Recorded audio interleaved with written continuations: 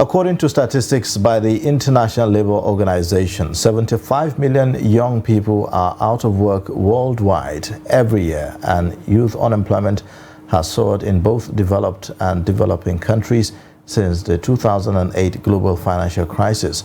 Jobs creation for the youth has also plummeted. Now, the global economic crisis has hit the youths so hard to the extent that many of them are understandably discouraged by rising inequalities. Without urgent measures, we risk creating a lost generation of squandered talent and dreams. What are the good practices and initiatives in particular for skills development for green jobs, green youth, entrepreneurship, and innovative financing? What policies or innovative strategies are required to promote green jobs with a focus on youth? These are some of the issues that we'll be looking at this morning on the Daybreak show. And to talk about this, we have joining us from Burkina Faso, the Vice President, West Pan-African Youth Union, Mr. Oladele John Nihi. And also from Lagos, we have Olubunmi Fabunwo, an ICT and blockchain expert, joining us to talk about this. Thank you so much, gentlemen, for joining us on Daybreak this morning.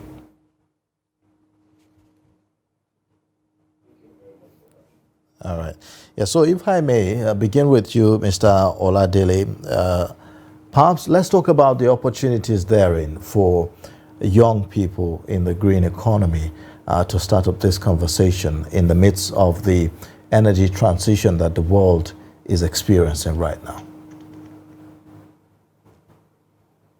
Thank you once again for having me, and let me use this opportunity to say we wish Nigerian youth, African youth, and the world at large happy International Youth Day. If green economy is the practice of sustainable development through the support of public and private investments to create infrastructure, foster social and environmental stability, or if it is the aim at reducing environmental risk and ecological scarcity, one will begin to wonder how possible it is to have a green economy in a world that is ravaged by insecurity, in a world that is ravaged gas flares that affect opportunities for young people in green job for a brighter future. Looking at even which also is similar to the theme for this year's International Youth Day, which is green skill for youth for a brighter future. Now, what are the challenges? The challenges are part of what we have taken, for example, Nigeria as a case study. It will be very difficult to have a green economy if we continue to have the issues of farmer herders clashes. It will be difficult to have a green economy if part of the country is rather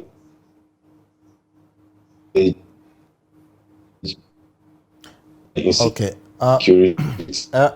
Difficult to have a hello, Oladele. economy. It appears that we're having glitches with the network there.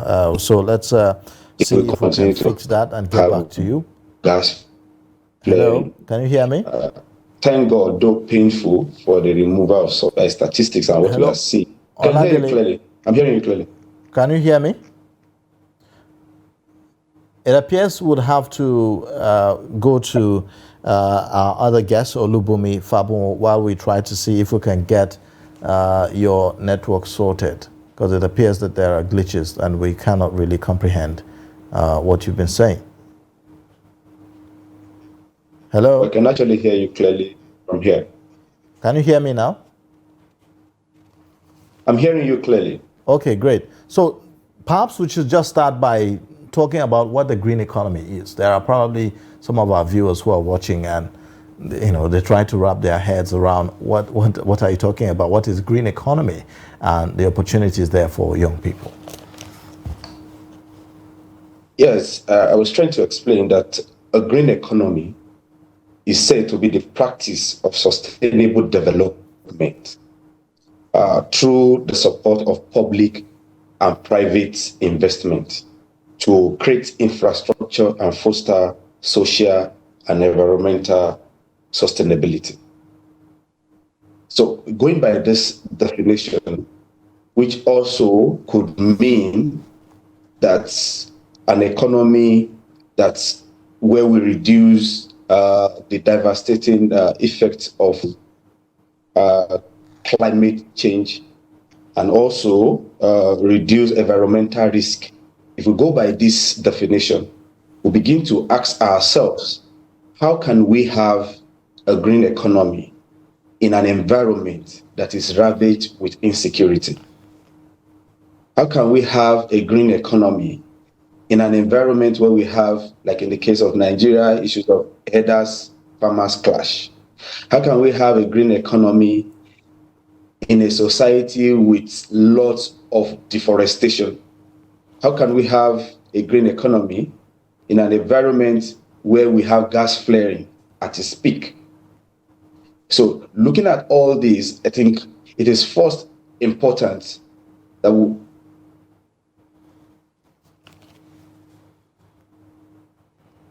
Mr. Ladele. I don't know if you're hearing me. Mr. Ladele. Yes. Before we go into the challenges, I saw a report I can that hear says, you. I can hear you, sir. Before we go into the challenges, I saw a report that says green economy has capacity to generate 12.5 million jobs. The thing is this, we have over 75, about 80 million Nigerian youths are jobless if you look at the statistics, because we have a statistics that says that about 100 out of the 217 million Nigerians estimated, about 151 of them are youths. And out of that, 53.4% of that figure are unemployed. Now, the thing is this, which means that we have close to 80 million Nigerian youths that are unemployed. So if this green economy has capacity to generate these jobs, now, some persons watching this show would like to know in what areas. First, before we go into the challenges. Okay. In that aspect, we'll be talking more of green jobs. Green jobs, to me, is quite different from the green economy. They're both still interwoven. It is the green jobs that has the capacity to produce jobs for young people. And when you're talking about green jobs, you're talking about the value chain. You're talking about what are the things that individually we can do in order to add value to the society as against the searching for the white collar job. In green jobs, you're talking about what are the things that you can do within, which can mean in different quota. It could be part of some of the things that you can do based on your personal skills, inbuilt skills, based on the skills you acquire either through vocational education or through training. These are an idea for the green jobs, and this has a lot of capacity to actually to reduce the unemployment situation, not just in Africa, but all over the world. And that is why you see that a lot of people are going into digital works. A lot of people are going into more of vocational works, such as the report I listened to this morning on Trust TV, where one of the person interviewed was talking about vocational education, the need for people for government to support more of vocational education, where young people can develop their skills and add value to the economy and also add value to the country. So truly, green jobs has a big capacity to reduce unemployment if such programs enjoy government support in a way that the young people can develop their skills and also have a conducive environment to be able to actualize these skills or put into practice these skills, have access to funding, have low interest rates funds and government support. Basically, in Nigeria, for example, we've seen a lot of young people, even in secondary schools, even in the university, developing one thing or the other. In Edo State, sometimes last year, we saw a young man who manufactured an helicopter and was trying to even fly this helicopter. But in the Western world, this kind of talents are recruited, supported, encouraged to be able to develop more in order to first serve as a mentor to young people around them, and at the same time also be able to contribute to the infrastructural deficits that we have. So, Oladele, as much as the green economy has the capacity to, yes. Yeah, so looking at our institutions of learning, higher institutions of learning, there are those who have said that there is this gap between research and development, that there is this, gap that needs to be breached in terms of what, students are taught in schools and what's obtainable in the field and all that. So from where you stand, what do you think are some of the reforms that can be done in terms of the curriculum of our tertiary institutions for young graduates to be able to meet up with this demand of the green economy and acquiring the skill sets that will be relevant for the green economy, as it were? Thank you very much. I think we have a systemic problem, not just as regards even what skills young people or the level or kinds of education curricula that should be instituted in our institutions. Part of the systemic problem we have is a system where even the young people no longer find the light in hard work, even in schools.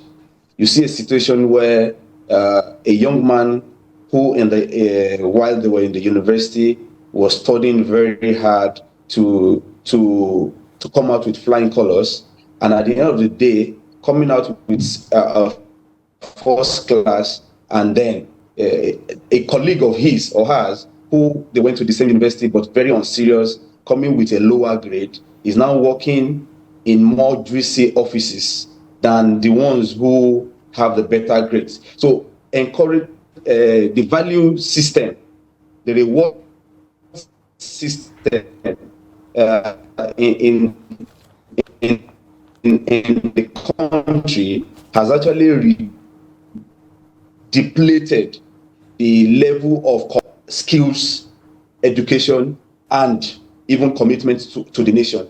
So for me, I think we must move away from the norm of what we currently have now, a situation where it's just a continuous repetition of the curriculum that we have in our universities. Most times, even the handouts are just given in the university. This same.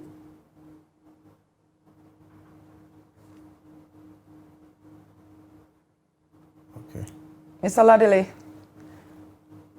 Ladele, if you can hear me, I'm going to harp on the question Ayuba asked. The question is this: okay, fine, we have our curriculum now, and that's what Nigerian institutions are using. But for the youth to be able to tap into this sector, this new area, certain things have to change, and that's what we're asking. What areas do you think changes are required so that the youth can be tailored in that direction? Some of the recommendations I would give for things that need to change. One is our mindset. The mindset of young people need to change. The approaches of government to unemployment, job creation also have to change. the things that are taught in the university, the value chain system, also have to change.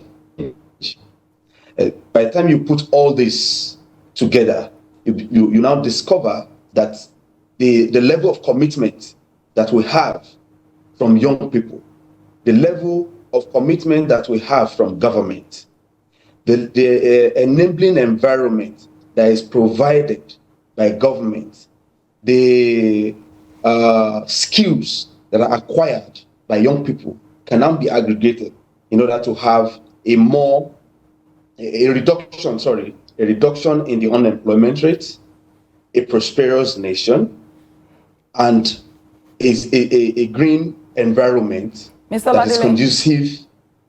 Mr. Ladile, as you're speaking, I'm just thinking, right? We have a figure that's about 75 to 80 million youths currently unemployed.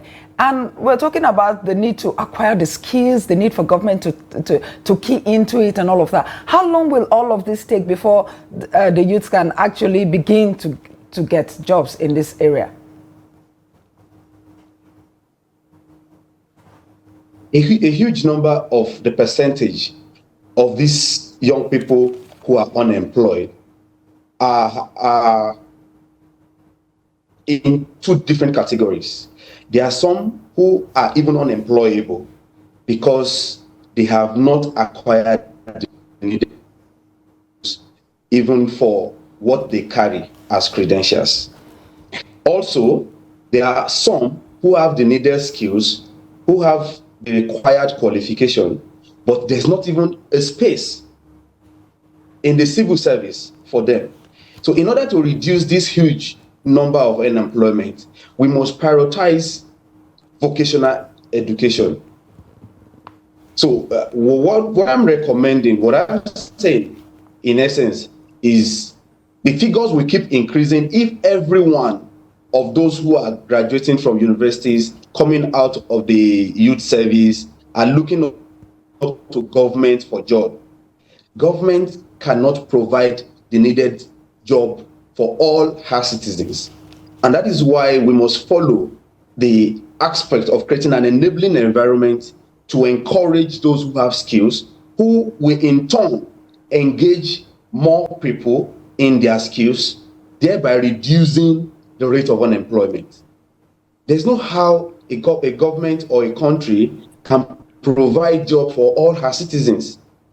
But in order to reduce this huge number of unemployment, rising to over 75%, we must encourage those who can create jobs by what they have, by the knowledge they have, by the skills they have, by the talents they have. For example, in fashion designing, we could have someone who have a fashion home engaging 4 or 5 persons, could have a mechanic engaging 4 or 5 persons. We must also understand that when the statistics are chunked out, it doesn't necessarily mean that the jobs that are being estimated must be jobs that are in industries that are in the big companies. Skills must be encouraged in order to reduce this huge number of unemployment. All right, all right.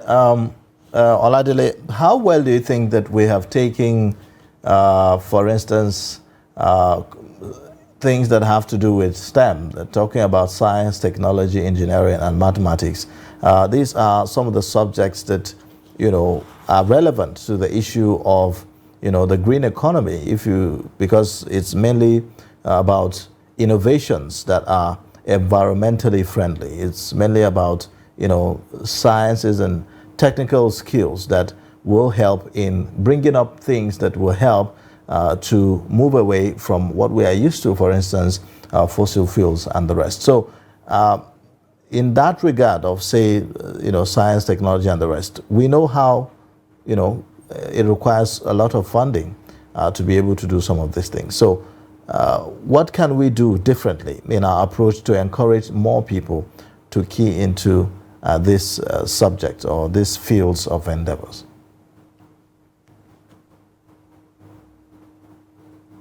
Oh, thank you very much.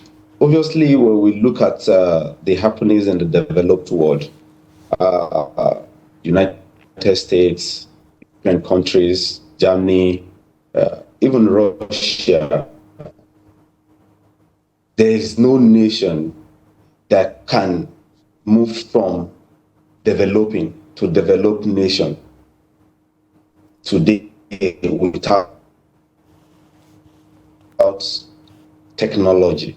Many of these countries are encouraging technology innovation in their countries.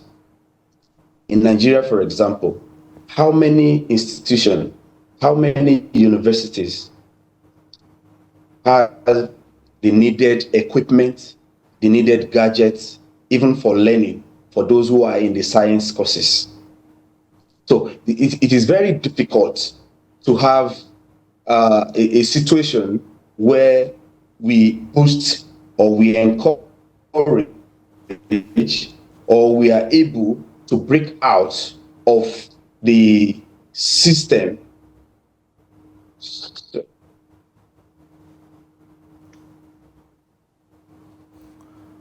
All right, it appears, Oladele, are you there?